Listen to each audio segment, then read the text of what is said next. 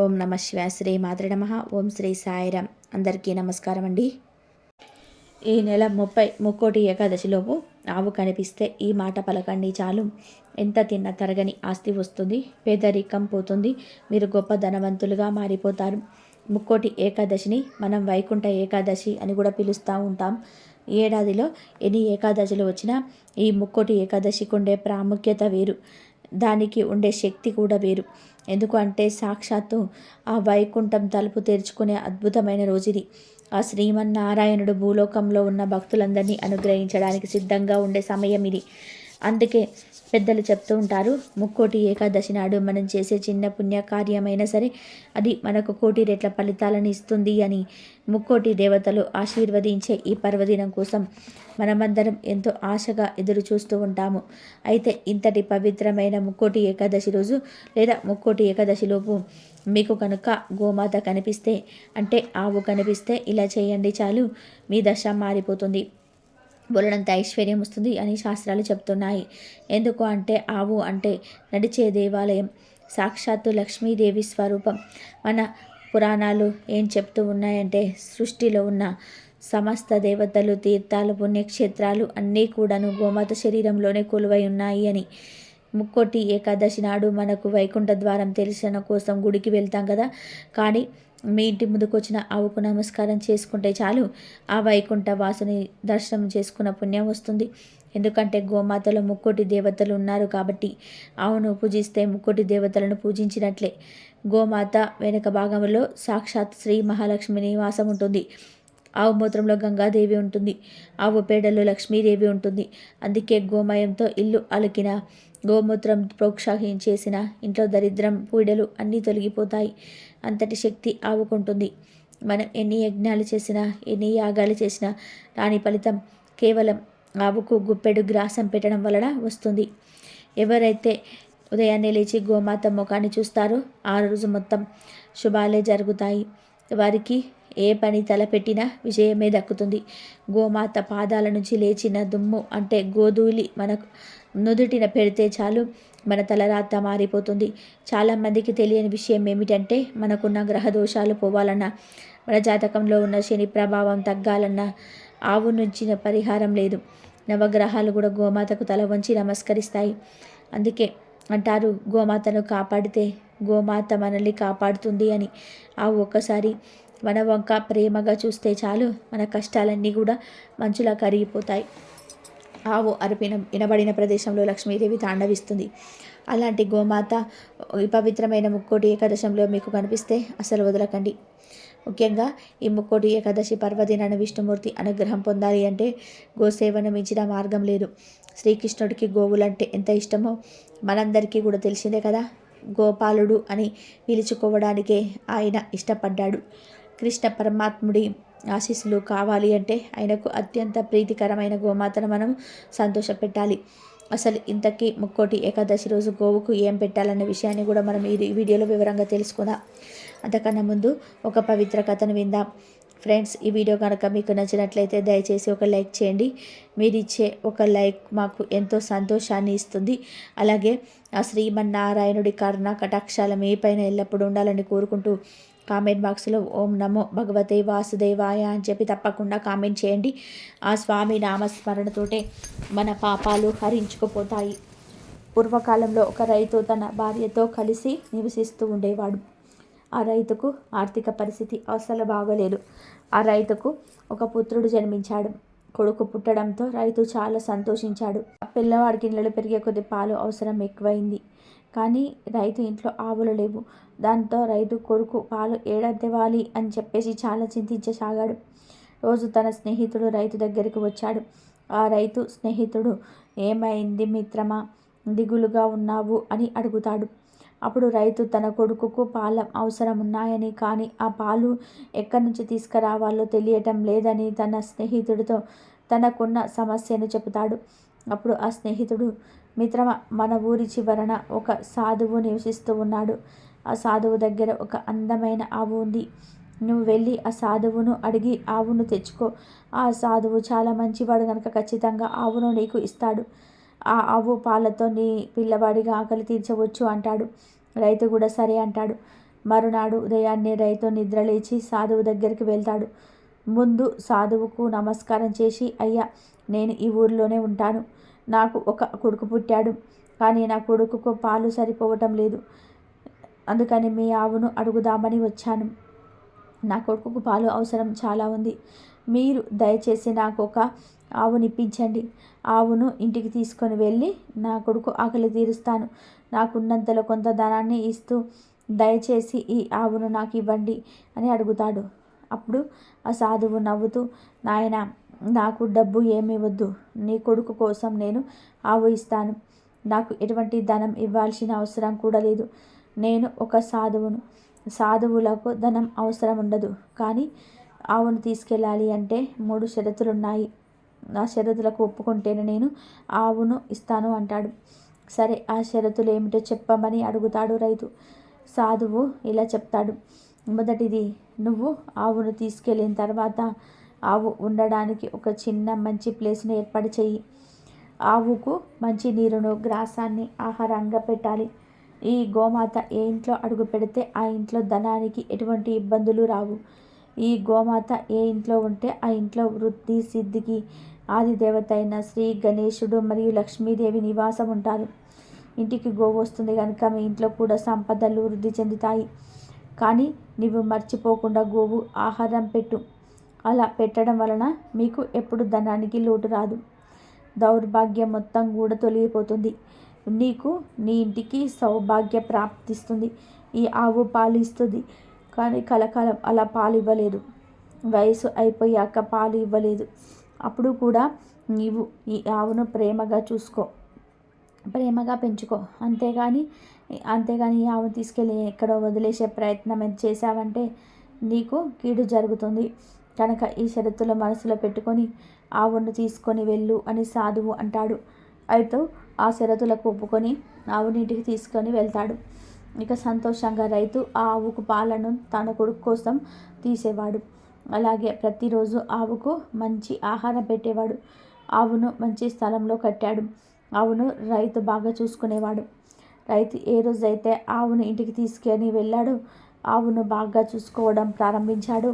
ఆ రోజు నుంచి రైతుకు మంచి రోజులు ప్రారంభమయ్యాయి. చూస్తూ ఉండగానే ఆ రైతు ఆ ఊర్లోని గొప్ప ధనవంతుడిగా మారిపోయాడు.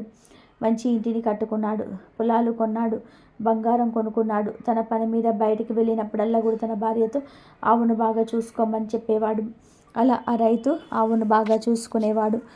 ఆ ఆవు పాలనే ఇంట్లో వాడుకునేవాడు. అయితే ఒకరోజు ఆవు పాలు ఇవ్వడం మానేసింది. మొదట్లో రైతు ఈరోజు కాకపోతే రేపు పాలు ఇస్తుందిలే అనుకున్నాడు. కానీ మరుసటి రోజు కూడా ఆవు పాలు ఇవ్వడం లేదు. అలా 2 నెలలు అయింది. అయినా పాలు ఇవ్వలేదు. రైతు కొడుకు ఇప్పుడు కొంచెం పెద్దవాడయ్యాడు. పిల్లోడికి పాలు అవసరం కూడా లేదు. ఆ ఆవు పాలు జస్ట్ ఇంట్లోకి కావాలి అంతే. కానీ ఇంట్లోని ఆవు పాలు ఇవ్వటం లేదు. దానితో రైతు మెల్లమెల్లగా ఆవును పట్టించుకోవడం మానేశాడు. ఆవుకు ఆహారం పెట్టడం, ఆవు దగ్గరికి కూడా వెళ్ళడు. ఒకరోజు రైతు ఆవు దగ్గరకు వెళ్ళి, ఈ ఆవు వలన ఎలాంటి ఉపయోగం లేదు, పాలు ఇవ్వటం లేదు, దానికి తిండి కూడా దండగా అని అనుకొని ఆవును వెంటనే తీసుకొని అడవిలోకి వెళ్తాడు. ఆ అడవిలోనే ఆవును వదిలి తిరిగి ఇంటికి వచ్చేస్తాడు. అయితే రైతు ఇంటికి వచ్చేసరికి తన కొడుకు అకస్మాత్తుగా అనారోగ్యానికి గురి అవుతాడు. వెంటనే రైతు వైద్యుని పిలిచి తన కొడుకును చూపిస్తాడు. నా బిడ్డ కోసం ఎంత ధనమైనా సరే పర్వాలేదు, ఖర్చు చేస్తాను, ఎంతైనా సరే నా బిడ్డను కాపాడండి అని చెప్తాడు. కానీ ఆ పిల్లవాడి అనారోగ్యం రోజు రోజుకి ఎక్కువైపోతుంది. చాలామంది వైద్యుల దగ్గరికి ఆ పిల్లవాడిని తీసుకొని వెళ్తాడు. చాలా ధనం ఖర్చు పెడతాడు. అలా ఖర్చు పెడుతూనే ఉన్నాడు. చివరికి ధనమంతా కూడా అయిపోతుంది. దాంతో ఇంటి పొలాలని, బంగారాన్ని మొత్తం కూడా అమ్మేస్తాడు. చివరికి సర్వస్వాన్ని కోల్పోయి మళ్ళీ పేదవాడిగా మారిపోయాడు. అయినా తన కొడుకు వచ్చిన అంతు చిక్కని రోగం తగ్గలేదు. రైతు ఎంతో బాధపడ్డాడు, కన్నీళ్ళు పెట్టుకున్నాడు. అప్పుడు రైతుకు ఒక ఆలోచన వస్తుంది. సాధువు చెప్పిన మాటలు గుర్తుకొస్తాయి. ఆవును వదిలేస్తే కీడు జరుగుతుందని ఆ సాధువు చెప్పాడు. కానీ నేను అలానే చేశాను. అయ్యో, ఆ తప్పు వలనే నా కొడుకుకు ఈ పరిస్థితి వచ్చింది. వెంటనే ఆవును తీసుకొని వస్తాను అని ఆవును వెతుక్కుంటూ అడవిలోకి వెళ్తాడు. కొంత సమయం తర్వాత అతడికి గోమాత కనిపిస్తుంది. అప్పుడు గోమాత పాదాలపైన పడి రైతు క్షమించమని అడుగుతాడు. అప్పుడు గోవు మానవ భాషలో మాట్లాడుతూ, నువ్వు ఏదైతే ఎదుటి వాళ్లకు ఇస్తావో అదే నీకు తిరిగి వస్తుంది అని అంటుంది. రైతు ఆశ్చర్యపోయి ఆవును క్షమించమని అడుగుతాడు. అప్పుడు గోమాత ఇలా అంటుంది, నేను నీకు ఈరోజు 2 మాటలను చెప్తాను. ఈ 2 విషయాలను ఈ రోజు నుంచే నువ్వు అమలు చెయ్యి అని ఇలా చెప్తుంది. ఎప్పుడు కూడా ఎవరిని మోసం చేయకూడదు. ముఖ్యంగా నువ్వు ఎవరి వలన అయితే ఒక్కసారి ప్రయోజనాన్ని పొంది ఉన్నావో ఆ వ్యక్తులను ఎప్పుడు మోసం చేయొద్దు, చెడు చేయవద్దు. దాని వలన నీకు మహాపాపం తగులుతుంది. అలాగే మిత్రులను మోసం చేయకూడదు. ఎవరైతే మనుషులు తమ మిత్రులను మరియు తమకు మంచి చేసిన వారిని మోసం చేస్తారో వారికి ఎప్పుడూ మంచి జరగదు. ఒకవేళ మంచి జరిగినా అది కొంతకాలమే ఉంటుంది. తర్వాత కష్టాలను అనుభవించాల్సి వస్తుంది. ఎదుటి వారిని దోసుకోవద్దు. వేరే వారికి చెడు చేసి లాభాలు పొందకూడదు. అలాగే ధనం పైన ఎక్కువగా నిష్ఠాను పెంచుకోకూడదు. ఎప్పుడైతే ధనం పైన ఎక్కువ ప్రేమను పెంచుకుంటారో అప్పుడు మనుషుల మీద ప్రేమ తగ్గిపోతుంది. క్రమంగా ధనం కోసం పిచ్చి పనులు చేయడం ప్రారంభిస్తారు. కనుక ధనం పైన ప్రేమను పెంచుకోకూడదు. అలాగే ఇంట్లో జరిగే విషయాన్ని బయటకు చెప్పుకోకూడదు. పశువులను హింసించకూడదు అని ఆవు రైతుతో చెబుతుంది. ఆవు చెప్పిన ఈ మాటలు చాలా జ్ఞానబద్ధకమైనవి. తర్వాత రైతు ఆవును ఇంటికి తీసుకువెళ్తాడు. గోమాతకు చక్కగా సేవలు చేస్తాడు. గోమాత చెప్పిన మాటలను పాటిస్తూ ఉంటాడు. కొన్ని రోజులకి కొడుకు ఆరోగ్యవంతుడయ్యాడు. అంతేకాదు, చూస్తూ ఉండగానే రైతు మళ్ళీ ధనవంతుడిగా మారిపోయాడు. కనుక జంతువులను ఎప్పుడు కూడా బాధ పెట్టకూడదు. ఆవు చెప్పిన విషయాలను జీవితాంతం పాటిస్తే లక్ష్మీదేవి ఎల్లవెల్లలా మీ వెంటే ఉంటుంది. ఇంకా అసలు విషయానికి వద్దాం. ముక్కోటి ఏకాదశిలోపు ముక్కోటి ఏకాదశి రోజున మీకు ఆవు కనిపిస్తే ఇలా చేయండి చాలు. మీ ఆర్థిక కష్టాలు పోయి జరగని ఆస్తిపాస్తులు మీ సొంతం అవుతాయని పెద్దలు చెప్తున్నారు. మరి ముక్కోటి ఏకాదశి రోజు ఆవు కనిపిస్తే ఆ ఆవుకు చక్కగా నమస్కారం చేసుకొని ఒక కూరగాయను తినిపించండి. ఆ కూరగాయ ఏంటంటే బీరకాయ. అవును, మీరు విన్నది నిజమే. ముక్కోటి ఏకాదశిన ఒక మంచి బీరకాయని తీసుకోండి. గుర్తుపెట్టుకోండి, ఆ బీరకాయ ఎండిపోయినది లేదా పారైపోయినది కాకుండా తాజాగా ఉండేలాగా చూసుకోండి. మనం దేవుడికి నైవేద్యం పెట్టినప్పుడు ఎంత శ్రద్ధ తీసుకుంటామో గోమాతకు పెట్టేటప్పుడు కూడా అంతే శ్రద్ధ తీసుకోవాలి. ఇప్పుడు ఆ బీరకాయను ఏం చేయాలి అంటే శుభ్రంగా కడిగి దానిపైన ఉన్న తొక్కును తీసేయండి. తొక్కుతో పాటే పెట్టేస్తూ ఉంటారు, కానీ ఆవుకు బీరకాయ తొక్కు తీసే పెట్టడం వలన విశేషమైన ఫలితం ఉంటుంది. బీరకాయను తొక్క తీసిన తర్వాత దాన్ని చిన్న చిన్న ముక్కలుగా కట్ చేయకుండా లేదా మరీ పెద్దదిగా ఉంచకుండా ఆవుకు తినడానికి వీలుగా ఉండేలాగా నిలువుగా లేదా అడ్డంగా కట్ చేయండి. ఇప్పుడు అసలైన పని చేయాలి. అదేమిటంటే బెల్లం పొడి. ఆవుకు తీపి అంటే చాలా ఇష్టం. అందులోనూ బెల్లం అంటే మహాప్రీతి.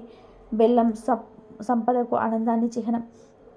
జ్యోతిష శాస్త్రం ప్రకారం బెల్లం సూర్య భగవానుడికి మరియు కుజుడికి సంబంధించినది. కనుక బీరకాయతో పాటు బెల్లం కలిపి పెట్టడం వల్ల మన జాతకంలోని దోషాలు తొలగిపోతాయి. కాబట్టి మీరు కట్ చేసి పెట్టుకున్న ఆ బీరకాయ ముక్కలపైన లేదా ఆ బీరకాయ మధ్యలో బాగా బెల్లం పొడిని చల్లండి. లేదా ఆ బీరకాయ ముక్కలకు బెల్లం అద్దే వాటిని సిద్ధం చేసుకోండి. ఇలా సిద్ధం చేసుకున్న పదార్థాన్ని తీసుకొని మీ దగ్గరలో ఉన్న గోశాలకు కానీ లేదా మీ ఇంటి చుట్టుపక్కల తిరిగే ఆవు దగ్గరకు కానీ వెళ్ళండి. గుర్తుపెట్టుకోండి, ముక్కోటి ఏకాదశి రోజున ఇది చేయడం వలన ఫలితం 1000 రెట్లు ఉంటుంది. ఒకవేళ ఆ రోజు కుదరకపోతే ఏకాదశికి ముందు రోజుల్లో అయినా సరే పర్వాలేదు. మీరు ఆవు దగ్గరికి వెళ్ళినప్పుడు ఆవును తాకి నమస్కరించుకొని మీరు సిద్ధం చేసుకున్న ఈ బీరకాయ మరియు బెల్లం మిశ్రమాన్ని మీ చేతులతో స్వయంగా తినిపించాలి. కింద పడేసి తినమని చెప్పడం కాదు, ప్రేమగా మీ చేతులతో తినిపించాలి. గోమాత నోటికి అందివ్వాలి. అలా ఆవు ఆ బీరకాయను తింటున్నప్పుడు ఆవు లాలాజలం మీ చేతికి తగిలితే అసహించుకోకండి. అది గంగా జలంతో సమానం. ఆ స్పర్శ వల్ల మీ రేఖలు మారుతాయి. ఆవు ఆ పదార్థాన్ని తింటున్నప్పుడు మీరు మనసులో బలంగా ఒక మాట అనుకోవాలి, లేదా పైకైనా సరే పర్వాలేదు, ఆవు చెవిలోనైనా సరే ఈ మాట చెప్పండి. అదేమిటంటే, ఓ గోమాత, నా దరిద్రాన్ని మొత్తం నీతో పాటు తీసుకుపో తల్లి. నా కష్టాల్లో తొలగించని నా ఇంట సిరి సంపదలు నిండేలాగా ఆశీర్వదించు. అని మనసారా వేడుకోండి. లేదా ఇంకా సులభంగా గోవింద గోవింద అని స్మరించుకోండి. ఆవు ఆ బీరకాయను తింటున్నంతసేపు విష్ణునామాన్ని జపిస్తూ ఉండండి. ఎప్పుడైతే ఇలా బీరకాయల బెల్లం పెట్టి ఆవుకు తినిపిస్తారో అప్పుడు ఆ గోమాత కడుపు నుండి ఆత్మ సంతృప్తి చెంది మిమ్మల్ని చల్లగా చూస్తుంది. మీకు గోమాత ఆశీర్వాదం అంటే సాక్షాత్తు ఆ శ్రీమన్నారాయణుడి ఆశీర్వాదమే. బీరకాయలోని పీచు పదార్థం, బెల్లంలోని తీపి గుణం కలిసి గోమాత ఆరోగ్యానికి మేలు చేస్తాయి. అలాగే ఆధ్యాత్మికంగా ఇది మన కర్మలను ప్రక్షాళన చేస్తుంది. ఈ పరిహారం చేయడం వలన అప్పుల బాధలు ఉన్న వారికి త్వరగా అప్పులు తీరే మార్గాలు దొరుకుతాయి. వ్యాపారంలో నష్టాలు వస్తున్న వారికి లాభాలు మొదలవుతాయి. ఇంట్లో ఎప్పుడు గొడవలతో సతమతమయ్యే వారికి ప్రశాంతత లభిస్తుంది. ముఖ్యంగా వద్దన్న డబ్బు వచ్చి పడుతుంది. అంతే అతిశక్తి కాదు. ఎందుకంటే గోమాత అనుగ్రహం ఉంటే లక్ష్మీదేవి మీ ఇంటిని వెతుక్కుంటూ వస్తుంది. అంతేకాదు ఆవు ఇది తినిపించిన తర్వాత వీలైతే ఆవుకు 3 ప్రదక్షిణ కూడా చేయండి. ప్రదక్షిణ చేయడానికి చోటు లేకపోతే ఆవు వెనక భాగాన్ని తాకి కళ్ళకు అద్దుకోండి. ఇలా చేయటం వలన మీ పితృదేవతలు కూడా సంతోషిస్తారు. ముక్కోటి ఏకాదశి నాడు స్వర్గ ద్వారాలు తెరిచి ఉంటాయి. కాబట్టి ఈ రోజున మీ గోమాత ద్వారా పంపే విన్నపం దేవుడికి చేరుతుంది. మధ్యలో ఎటువంటి అడ్డంకులు ఉండవు. అందుకే ఈ అవకాశాన్ని అసలు వదులుకోవద్దు. ఒకవేళ మీకు బీరకాయ దొరకకపోతే కనీసం అరటి పండు అయినా లేదా కాస్త గడ్డి అయినా బెల్లంతో కలిపి తినిపించండి. కానీ బీరకాయకు ఒక విశిష్టత ఉంటుంది కాబట్టి సాధ్యమైనంత వరకు బీరకాయ పెట్టడానికి ప్రయత్నం చేయండి. బీరకాయ తొక్కు తీయడం అనేది మనలోని అహంకారాన్ని, మనలోని చెడు గుణాలను తీసివేయడానికి సిద్ధంకేతం. ఆ లోపల ఉన్న స్వచ్ఛమైన పదార్థాన్ని, తీపి అనే భక్తిని జోడించి దేవుడికి అర్పిస్తున్నాం అని తిని అంతరార్థం. కాబట్టి ముక్కోటి ఏకాదశి రోజున ఉదయాన్నే నిద్రలేచి తలస్నానం చేసి దైవ దర్శనం చేసుకున్న తర్వాత ఎక్కడైనా సరే ఆవు కనిపిస్తుందేమో అని వెతకండి. ఆవు కనిపిస్తే మాత్రం సాక్షాత్తు ఆ భగవంతుడే మీకు ముందుకు వచ్చాడు అని భావించి మనం చెప్పుకున్న ఈ చిన్న పనిని చేయండి. మీ జీవితంలో ఇక వెనక్కి తిరిగి చూసుకోవాల్సిన అవసరం ఉండదు. ఎంత ఖర్చు చేసినా సరే ఆస్తి ఐశ్వర్యం వస్తుంది. ఇంకా మీ పిల్లల భవిష్యత్తు బంగారంలా మారుతుంది. ఈ అద్భుతమైన విషయాన్ని మీకే పరిమితం చేసుకోకుండా మీ స్నేహితులకు, బంధువులకు కూడా షేర్ చేయండి. ఎందుకు అంటే గోసేవ గురించి నలుగురికి చెప్పడం కూడా గోసేవతో సమానమే. ఈ వీడియో మీకు నచ్చిందని భావిస్తున్నాం. మరిన్ని ఇలాంటి ఆధ్యాత్మిక విశేషాల కోసం మన ఛానల్ని సబ్స్క్రైబ్ చేసుకోండి. హైందవుల పండుగలన్నీ కూడా చాంద్రమానం ప్రకారము లేక సౌరమానం ప్రకారము జరుపుకుంటారు. కానీ ఈ రెండింటి కలయికతో ఆచరించే పండుగ ఒకే ఒకటి, అది ముక్కోటి ఏకాదశి. సూర్యుడు ధనుసు రాశిలో ప్రవేశించిన తర్వాత వచ్చే ఏకాదశి రోజున ముక్కోటి ఏకాదశిని జరుపుకుంటారు. ఈ రోజున ముక్కోటి దేవతలందరూ కూడా విష్ణుమూర్తిని దర్శించుకుంటారని ఒక ఆద. అందుకనే ఈ రోజుకు ముక్కోటి ఏకాదశి అన్న పేరు వచ్చింది. ఇక ఈనాడే మధు కైటవులనే రాక్షసులకు శాప విమోచన కలిగించి వారికి తన వైకుంఠ ద్వారం వద్ద దర్శనాన్ని అనుగ్రహించాడు విష్ణు భగవానుడు. తమలాగే ఈ రోజున ఎవరైతే వైకుంఠ ద్వారాన్ని పోలిన ఉత్తర ద్వారాన్ని దర్శనం చేసుకుంటారో వారికి మోక్షాన్ని ప్రసాదించమని వేడుకున్నారు వారిద్దరు. అప్పటి నుంచి ఉత్తర ద్వారం గుండా శ్రీవారిని దర్శించుకునే ఆచారం మొదలైంది. ఈ ఏకాదశి నాడే వైకుంఠంలోని విష్ణుమూర్తి వారి అంతరంగిక ద్వారాలు తెరుచుకున్నాయి కాబట్టి దీనికి వైకుంఠ ఏకాదశి అన్న పేరు కూడా స్థిరపడింది. ముక్కోటి ఏకాదశి రోజు వైకుంఠ వాకిళ్ళు తెరుచుకొని ఉంటాయని వైష్ణవాలయాలలోనే ఉత్తర ద్వారం వద్ద భక్తులు తెల్లవారుజామునే వేచి ఉంటారు. మామూలుగా రోజులలో అయితే దేవాలయాల్లో ఉత్తర ద్వారాలు మూసి ఉంచుతారు. కానీ ఈరోజు ఆ ఉత్తర ద్వారం గుండా వెళ్ళి స్వామిని దర్శనం చేసుకుంటారు. తిరుమల, తిరుపతిలో కూడా ఈరోజు వైకుంఠ ద్వారం పేరిట ఉత్తర ద్వారాన్ని తెరుచుకుంటుంటారు. ఇలా ఈరోజు ఎందుకు ఉత్తర ద్వారం దర్శనం చేసుకుంటారో తెలియాలంటే ఒక పురాణ కథను వినాలి. పూర్వకాలంలో సమస్త లోకాలు జలమయమై ప్రళయకాలమై ఉన్న సమయంలో శ్రీ మహావిష్ణువు రావి ఆకుపై తేలి ఆడుతున్నాడు. అప్పుడు శ్రీ మహావిష్ణువు తన నాభి నుంచి బ్రహ్మదేవుని సృష్టించాడు. బ్రహ్మదేవుడికి సమస్త వేదాన్ని అందించాడు. ఆ వేద సంపదతో ఈ సృష్టిని ప్రారంభించమని విష్ణువు బ్రహ్మదేవుడికి చెప్పాడు. బ్రహ్మ అలాగే చేశాడు. కానీ సృష్టి కార్యం ప్రారంభించిన తర్వాత బ్రహ్మలో అహంకారం మొదలైన తాను ఎవరో మర్చిపోయాడు. శ్రీ మహావిష్ణువుని లెక్క చేయలేదు. అప్పుడు శ్రీ మహావిష్ణువు చెవుల నుంచి మధు కైటవులు అనే 2 రాక్షసులు ఆవిర్భవించారు. సాక్షాత్తు విష్ణువు నుంచి ఆవిర్భవించారు కాబట్టి వీరికి విశేషమైన శక్తులు వచ్చాయి. ఈ మధు కైటవులు బ్రహ్మదేవుని హింసించడం మొదలుపెట్టారు. బ్రహ్మదేవుడు వారిని ఎదిరించి ఎన్నో సంవత్సరాలు యుద్ధం చేసి ఇక విసిగిపోయి, నేను వీరిని సృష్టించలేదు, వీరు ఎక్కడి నుంచి వచ్చారు అనే విషయాన్ని తెలుసుకున్నారు. అప్పుడు బ్రహ్మ అహంకారం తొలగి శ్రీ మహావిష్ణువు దగ్గరికి వెళ్ళి శరణు వేడారు. అప్పుడు శ్రీ మహావిష్ణువు ఇలా అన్నాడు: బ్రహ్మదేవ, అహంకారం వలన నీకు ఎన్ని కష్టాలు వచ్చాయో చూసావా? అయినా సరే నేను నిన్ను రక్షిస్తాను అని చెప్పి మధు కైటవులను పిలిచి వారితో ఇలా అన్నాడు: మనువులారా, మీరు నా నుండి ఉద్భవించారు కాబట్టి ఈ రాక్షస తత్వం వదిలేసి ఏదైనా మంచి వరం కోరుకోమని అంటాడు. కానీ మధు కైటవులు విష్ణువుతో, మీరు మాకు వరం ఇవ్వడం ఏమిటి? మేమే నీకు వరం ఇస్తాము, కోరుకో అని అన్నారు. అప్పుడు వారి అహంకారం చూసి శ్రీ మహావిష్ణువు, అయితే నేను నా కోరిక కోరుతున్నాను, మీరు నా చేతిలో చచ్చిపోండి అని కోరుకున్నారు. దాని మధు కైటవులు ఇలా అన్నారు: సరే, అయితే మీ చేతులలో మేము మరణిస్తాము, కానీ నువ్వు మాతో ద్వంద్వ యుద్ధం చెయ్యాలని చెప్పారు. శ్రీ మహావిష్ణువు దానికి అంగీకరించాడు. అస్త్రాలు లేకుండా చేతులతో పిడిగుద్దులతో వారి మధ్య యుద్ధం జరిగింది. అలా వారు శ్రీ మహావిష్ణువు స్పర్శ తగిలి ఎంతో ఆనందం పొందారు. అప్పుడు మధు కైటవులకు ఒక ఆలోచన వచ్చింది.